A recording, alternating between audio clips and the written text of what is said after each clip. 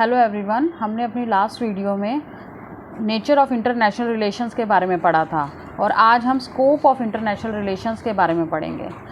जैसा कि आप लोग जानते हैं कि इंटरनेशनल रिलेशन इंटरनेशनल पॉलिटिक्स का एक पार्ट है, लेकिन पिछले कुछ टाइम से इसमें इतने ज़्यादा चेंजेस आए हैं, इतने ज़्यादा टॉपिक्स को ऐड किया गया, इतनी ज़्यादा अलग अलग थिंकर्स ने अपने व्यूज़ दिए हैं इसके ऊपर कि अब ये अलग सब्जेक्ट बनता जा रहा है। तो let's start the scope of international relations.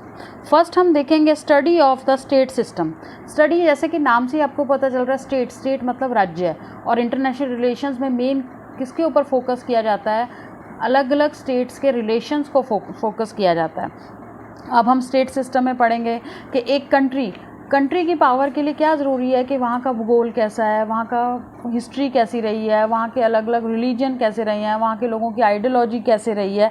लेकिन सबसे मेन थिंग क्या है, जब हम इंटरनेशनल रिलेशंस की बात करते हैं तो कंट्रीज़ ये देखती हैं कि अपने नेशनल इंटरेस्ट के लिए किसी और कंट्री से उसे सबसे ज़्यादा कैसे फ़ायदा हो सकता है। फॉर एग्ज़ाम्पल अगर हम नेपाल को देखें, नेपाल क्या है, अब तीन तरफ से इंडिया का पार्ट है, इंडिया से जुड़ा हुआ है, और वो एक तरफ से क्या है, चाइना से जुड़ा हुआ है। इसलिए क्या है, इंडिया में ट्रेड सिस्टम जो है उसका सबसे ज़्यादा चलता है, सबसे ज़्यादा उसके नेशनल इंटरेस्ट होता है। तो इस तरह से इंटरनेशनल रिलेशंस को मेंटेन किया जाता है। सेकंड पार्ट को अगर हम देखें, सेकंड पार्ट क्या है, नेशनल पावर। नेशनल पावर की बात करें, हमने कल नेचर में भी नेशनल पावर के बारे में स्टडी की थी कि एक कंट्री कितनी पावरफुल है, जितनी ज़्यादा वो डेवलप्ड होएगी, जितनी ज़्यादा वो पावरफुल होएगी, उतना ही अदर कंट्रीज़ के ऊपर वो क्या है, अपना प्रभाव डालती है। तो नेशनल पावर मतलब किसी देश का पावरफुल होना, उसका इंटरनेशनल लेवल पे अपनी जगह को मेंटेन करता है।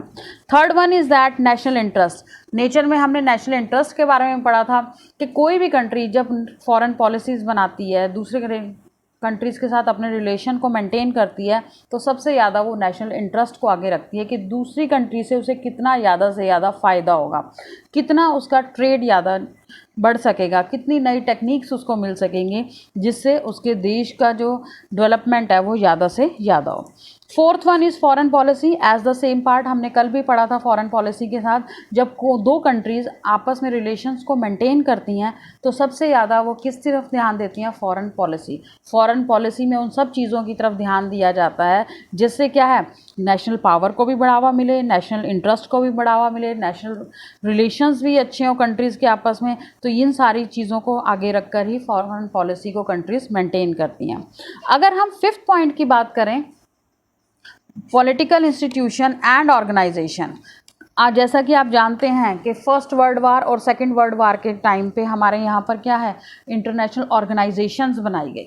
सेकंड वर्ल्ड वार के बाद यूएन, यूनाइटेड नेशंस की डेवलपमेंट हुई, और जो आज भी क्या है, बहुत बड़ा रोल प्ले कर रही है रिलेशंस को मेंटेन करने पर।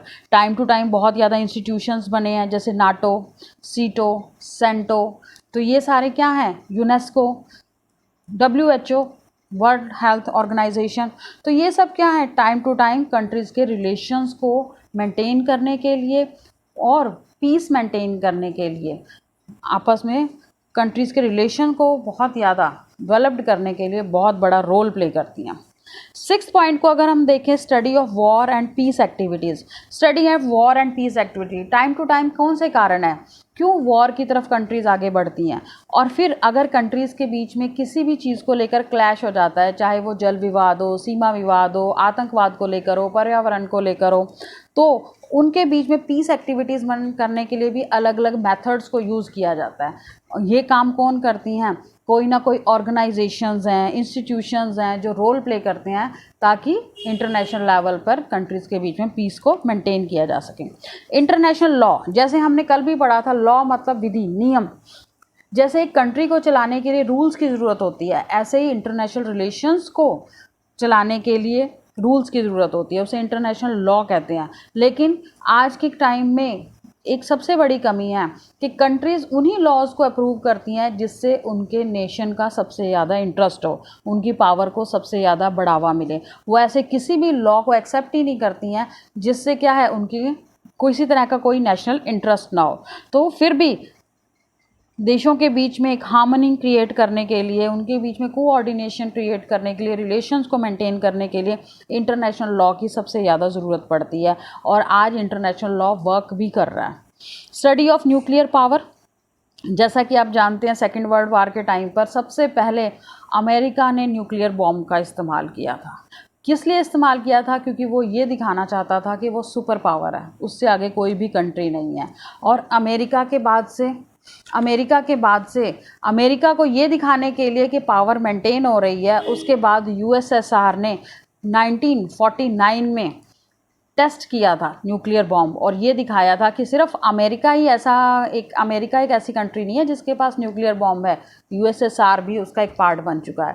तो धीरे धीरे सभी कंट्रीज़ ने इसको आगे किया, जैसे 1953 में ब्रिटेन ने, 1958 में फ्रांस ने, 1963 में चीन ने, ये सब न्यूक्लियर बॉम्ब के टेस्ट किए और अपने आप को पावरफुल कंट्री को शो किया।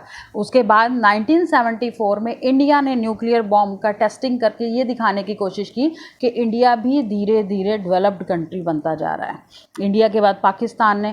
तो हम इंटरनेशनल रिलेशंस में इन सारी चीज़ों के बारे में भी स्टडी करते हैं कि न्यूक्लियर पावर जो है उसने भी एक बहुत बड़ा रोल प्ले किया है इंटरनेशनल रिलेशंस को मेंटेन करने में।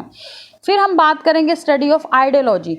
आइडियोलॉजी कहते हैं विचारधारा। हर कंट्री की अपनी विचारधारा होती है और टाइम टू टाइम ये विचारधाराएं क्या हैं, एक बहुत बड़ा रोल प्ले करती हैं। जैसे कहने को क्या है, यूएसए के अंदर पूंजीवादी विचारधारा है, यूएसएसआर के अंदर समाजवादी विचारधारा है, और इस विचारधारा ने भी दोनों कंट्रीज के बीच में क्लैश लाने के लिए एक बहुत बड़ा रोल प्ले किया है।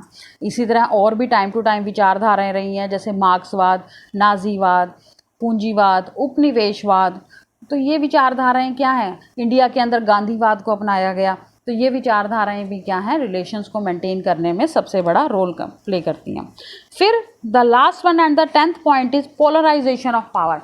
पोलराइजेशन का मतलब होता है ध्रुवीकरण होना। ध्रुवीकरण का मतलब ये होता है कि अलग अलग ब्लॉक्स बन जाना, और ये टाइम पीरियड हम कब देखते हैं? कोल्ड वॉर एरा के टाइम पे। कोल्ड वॉर एरा के टाइम पे एक तरफ यूएसए और दूसरी तरफ यूएसएसआर, ये दोनों कंट्रीज़ क्या हैं, इन्होंने पूरी वर्ल्ड का ध्रुवीकरण कर दिया था, उन्हें 2 ब्लॉक्स में बांट दिया था। उस टाइम पे जितनी भी न्यूली इंडिपेंडेंट कंट्रीज़ थी, वो इस डर से कि कहीं उनके ऊपर कोई दोबारा हमला ना कर दे, उन्होंने अपनी ईजीनेस के हिसाब से किसी ने यूएसए को ज्वाइन कर लिया और किसी ने यूएसएसआर को ज्वाइन कर लिया। तो हम इंटरनेशनल रिलेशंस में ये भी पढ़ते हैं कि किस तरह से पूरा वर्ल्ड 2 हिस्सों में बट गया था, और उसी के बीच में हम ये भी देखते हैं कि इंडिया ना तो यूएसए का पार्ट बना था और ना ही यूएसएसआर का पार्ट बना था। इंडिया ने गुट निरपेक्षता की नीति को अपनाया था, और उसने धीरे धीरे जो उस टाइम पर न्यूली इंडिपेंडेंट कंट्रीज़ थी, चाहे वो लेटिन अमेरिका थी, चाहे वो अफ्रीका की कई कंट्रीज़ थे, कई पार्ट थे, उनको भी यही समझाने की कोशिश की कि हमें गुट निरपेक्षता को अपनाना चाहिए, हमें सिर्फ किसी एक कंट्री का पार्ट ना रहकर हमें दोनों कंट्रीज़ को सपोर्ट करना चाहिए।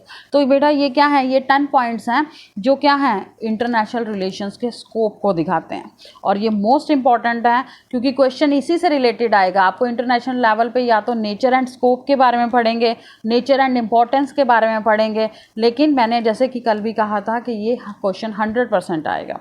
तो आप इसको ध्यान से सुने और इसको फिर तैयार करें। If you like this video, please share these videos with other students ताकि उनको भी ज़्यादा से ज़्यादा फ़ायदा हो सके।